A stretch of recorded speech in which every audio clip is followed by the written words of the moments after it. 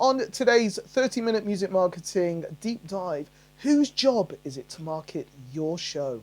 We're going to find out. Cue the title sequence. 30-minute music marketing for musicians who want to get better at marketing their music. Hi, I'm Greg. Hello, I'm Sheldon, and this is 30-minute music marketing, the show for independent artists and DIY musicians who want to get better at marketing their music. Thanks very much for watching or listening to this particular episode. Subscribe, tell your friends. If you find value in the show, tell other people, tell other musicians, and hopefully they'll be able to get even as much out of it as your good self. And us, and them, and everyone. Yes. Tell the world. We enjoy doing it. We'd like more people to hear it. So subscribe, share, do the do. Now, it's another deep dive this week, Greg. I know we had a deep dive last week, but, you know, if these dives come one after the other, a bit like buses. That's it. It's just the way the cookie crumbles. It is. You just have to take it as it's given. Now, I'm doing quite well in terms of promoting my live shows at the moment. So live music and promotion of live music is very much at the front of my mind. I go to sleep at night and all I think about is promoting shows and how to get the people at shows. So it's made me think, I know it's a very sad life that I lead. There's an element of truth in that, isn't there? Unfortunately there is, yes. Yeah. It's not for the podcast, it really is my life. Made me think more about something that is often brought up with bands and their attitude perhaps to promoting live music, as to whose responsibility it actually is to market a show. And I thought we'd go through all the interested parties who might be involved in promoting a show and see where maybe potentially their responsibilities lie, and if we at the end of it we can come to some sort of conclusion, because you and I both know a lot of bands have the attitude of, well, I'm the band, I'm not the promoter, it's surely not my job and my responsibility to promote a show. So hopefully at the end of our little deep dive and our little examination of that particular topic, we can maybe say whether that's correct, whether it's not correct. Are you saying the myth of, as you're the promoter, it's your job to promote? Yes, we're going to discuss that. Because I have heard that phrase said a lot. Yes, and it might be true, might not be true. So if we go through all the potential avenues as to what each person who's responsible within the live show mix, where their responsibilities lie, what their job actually might be, we can say whether that's correct or not. Now, there's normally, not always, three parties involved when it comes to promoting a live show. There'll be the venue, right? There will be the promoter, yep, and there will be the band or artists themselves. Now, it may well be that the venue is also the promoter of the show. So in other words, it may well be the venue who has what's referred to as a booker, or for our American friends, talent buyer, and it'll be their job to book shows. But certainly in the UK, for about 80 to 90% of the live music shows that are out there, the venues will be hired by external promoters, right, and they will go, right, well, there's a band or artist, I will book them to play that particular venue. And that's how it works. You know, there are still a minority of shows in the UK whereby the venues book the bands themselves, but by the venues not booking the bands themselves, then they have less risk if a show doesn't go well. And so venues now focus more on just hiring out venues to external promoters. But they are effectively a space. They are a space, and they will make the majority of their money maybe on venue sponsorship, maybe, you know, a lot of venues like the O2 Academies, yep, in the UK, and also mostly from beer sales. So that's why the cost of your beer is so expensive in a venue. It's almost becoming like The Price is a Little Chef. Yes. Where you have to remortgage your house just to buy, not in this case a bacon sandwich, but a pint of beer. So let's work on this basis that there are three parties involved: venue, promoter, and band. So the venue, it's the venue's job to let their existing customers, their existing visitors know. How would they do that? Well, they've probably got a website. Yep. They'll have probably social media channels. They'll be displaying posters in and around the venue, which is probably one of the biggest ways that you might find out about a show. They'll probably have a mailing list of some sort. Might, if they're a larger venue, have flyers within there. Not, although that's becoming less common practice. Yeah.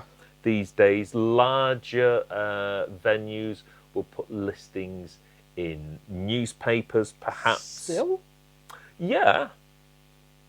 Sorry, that was yeah. Full stop. Let's start a new sentence. Yeah, no, they will still. What? So that you're will still saying be the that? case. But would that be like a Manchester venue would put an advert in the MEN? They could do. Not like the Daily Mirror. or Mail Well, it or- could it could be the regional edition of a national Right, okay. newspaper. If they think that maybe a certain the artist that they've got coming up, whether a certain demographic is likely to be reading that newspaper, that's not something they would rule out at this stage. Okay.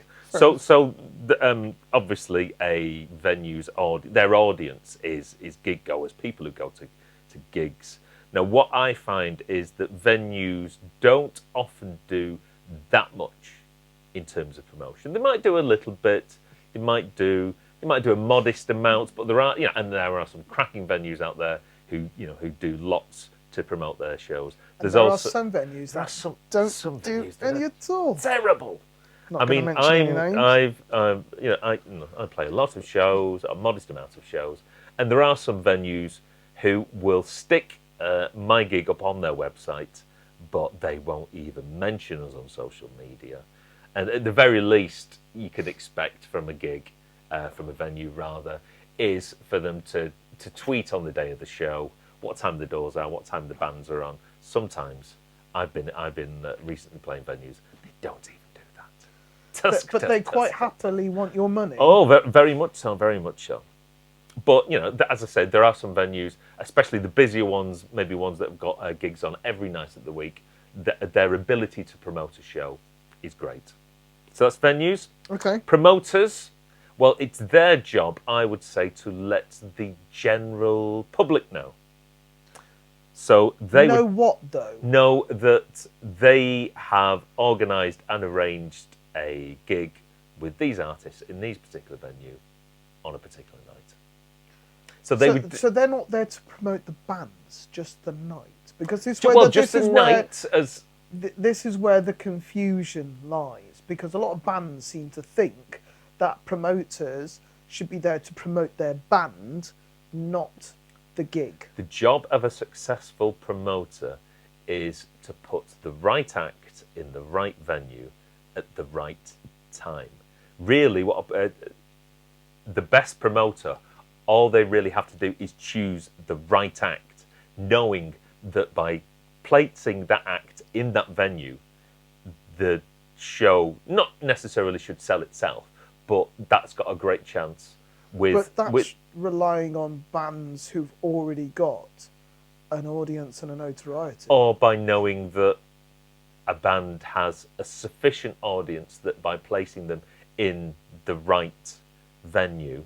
So, there are nights of indie music in like Manchester and Liverpool, which are our two nearest cities. So I'm going to stand a better chance of getting a band that's got either a reasonable following or a modest amount of buzz about them.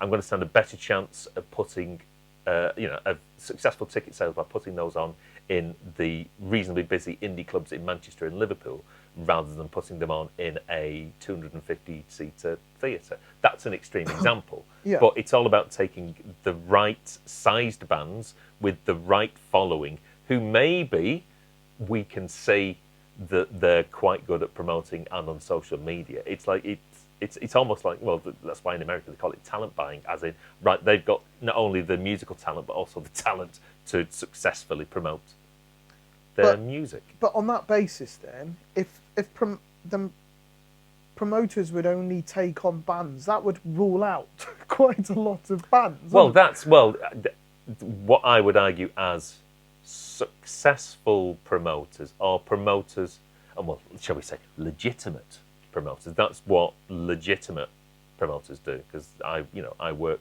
for one of those.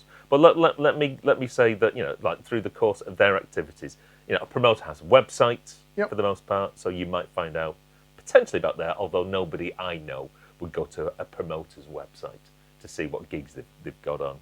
But club promotions used to be quite different. I used to quite frequently Yeah, go yeah, on yeah, but- Renaissance ones. Yeah, so there are it's not there are a always like certain that. there are a certain amount of but by the by, Okay. like maybe dance music's a slightly different thing. Social media, Yeah. as in they will have social media accounts. They might have a mailing list of previous customers, which is where if you concentrate on a particular genre, be it folk, Yeah. indie music, that sort of thing, you can build up a reputation. And as in, there are specific nights that do very well and have done so over the years because they concentrate on a specific genre. And again, those talent buyers, those bookers, they will handpick the best bands.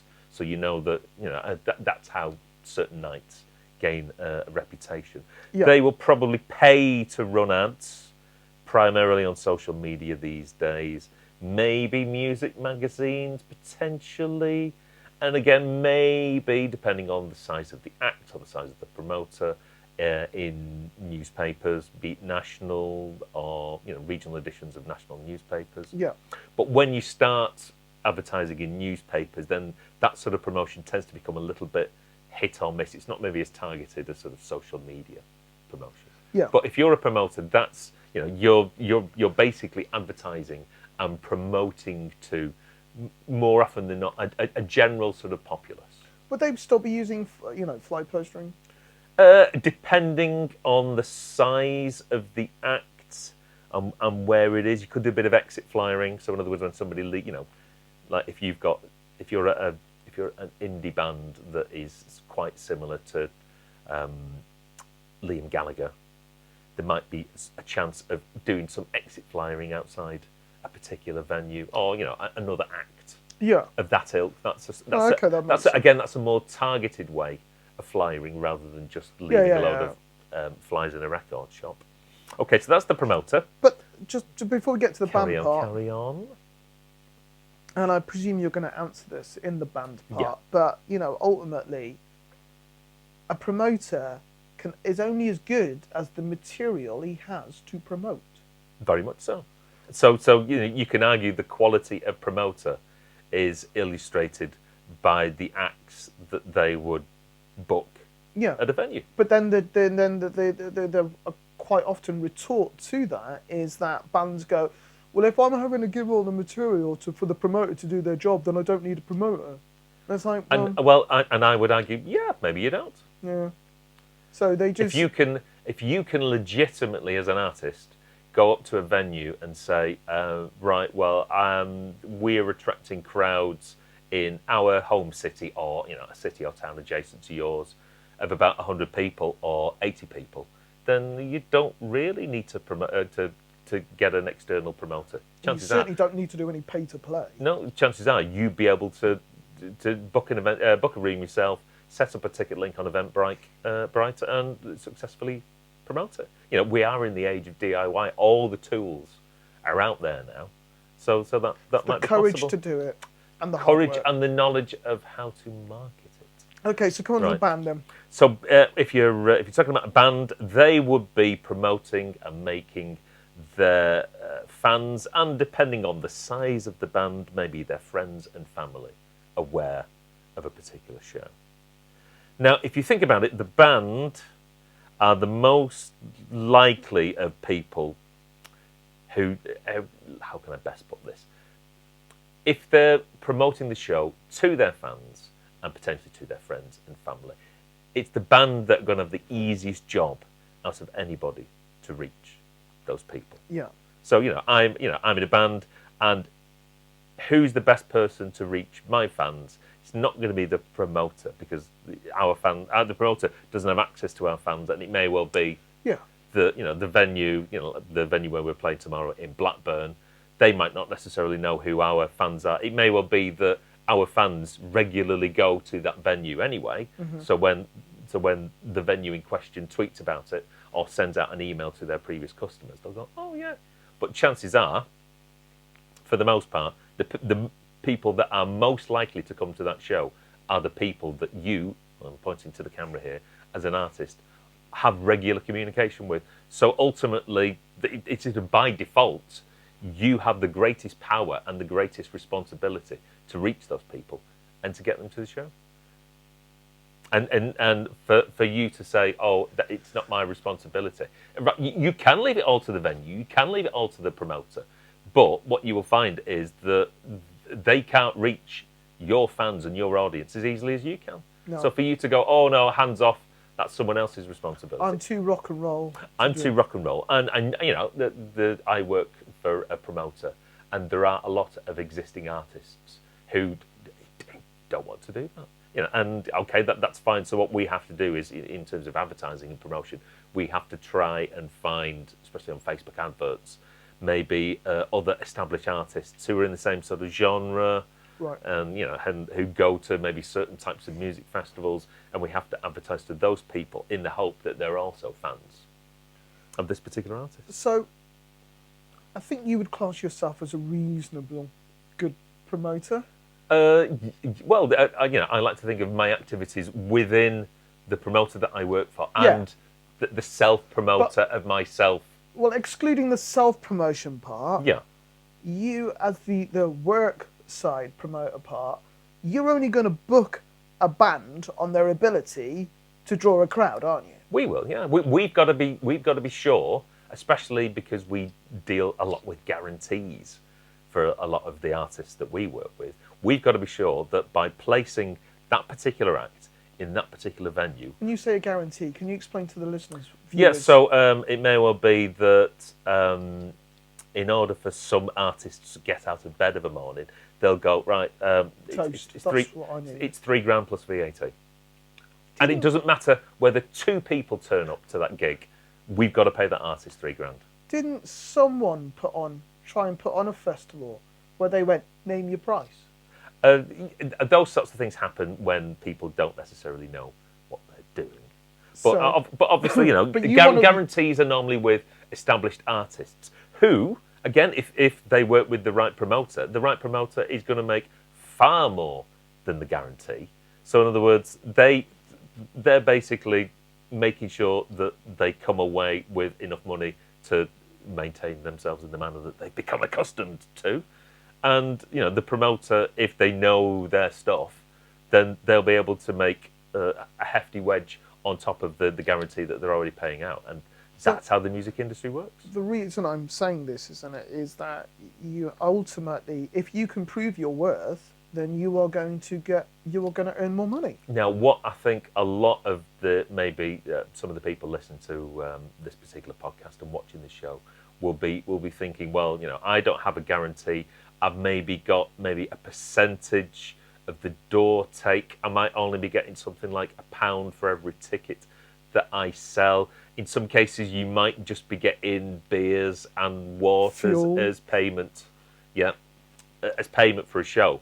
But all that is because at the moment, you don't have a large enough audience potentially coming to a show, or potentially as well, you've not got maybe the contractual prowess and the, dare I say, the force and the contractual knowledge to say that, hang on, if we're bringing, 70 people to a particular show, maybe I should be getting a little bit more than this. I know in the UK, this is where you start going to maybe have a chat to your musicians' union representative.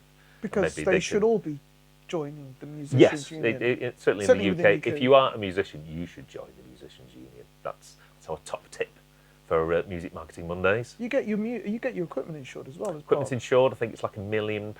Liability? Yes, public because liability. I bet there's a lot of people out there who don't have public liability insurance. So we've sidetracked. So so no, it's all about being, professional people. Oh, and I think that's, showing those kind of things, because a lot of venues, they want to know that your stuff's pat tested. That's just reminded me I need to send off my public liability insurance certificate to a theatre in Barry and Furness. Because the venues are getting really picky about it. Yeah, some venues will not allow you especially hotels. And especially venues owned by the council. Yeah, see, so it is relevant. Enough of my band logistics. I need to do that on Monday. I need to probably send an email to my work's email. So your worth and your value to a promoter depends upon the amount of people that you bring to a show. The more people you bring, the more money you're generating for everybody. The stronger argument you'll And the create. stronger argument you have for you to be saying, right, you need to be paying me X amount of pounds or X amount of percent, X percentage of, that's a hard thing to say, a certain percentage the beer? of the door take. But Go on. and the whole idea about consuming all our podcasts and watching all our videos is that you improve your marketing, you get a bigger audience, you're able to engage with them and get them to a particular show. And it does take up it does take a certain amount of time to get ahead of steam to be able to do that. But once you're able to do that, that's when you're maybe able to start to either work with better promoters who will give you a better deal on your shows, or, as we've said before, if you reckon you can get anywhere between 70 and 100 people yourself to a show, you can put on your own shows. And to be honest, that's the way I've gone about it. You make a loss on the first one, but you get enough people through the door. We didn't even charge. We just opened the doors. We just focused on getting as much money behind the bar to prove and then I didn't even need to hustle for getting a monthly residency in a pretty decent venue, and it was just like, because we prove our worth. So yep, find a local 100 capacity room or venue, hire it out, get promoting, and then also as well, at the end of that particular procedure, you might actually be going, oh, it's dead hard being a promoter, isn't it? So maybe you'll have a little bit of sympathy for the person and a bit better on the other understanding. end. So potentially 3 parties involved: venue, promoter, band. If everyone works together in harmony to promote a show, You can't go wrong, can we're you? on to a winner.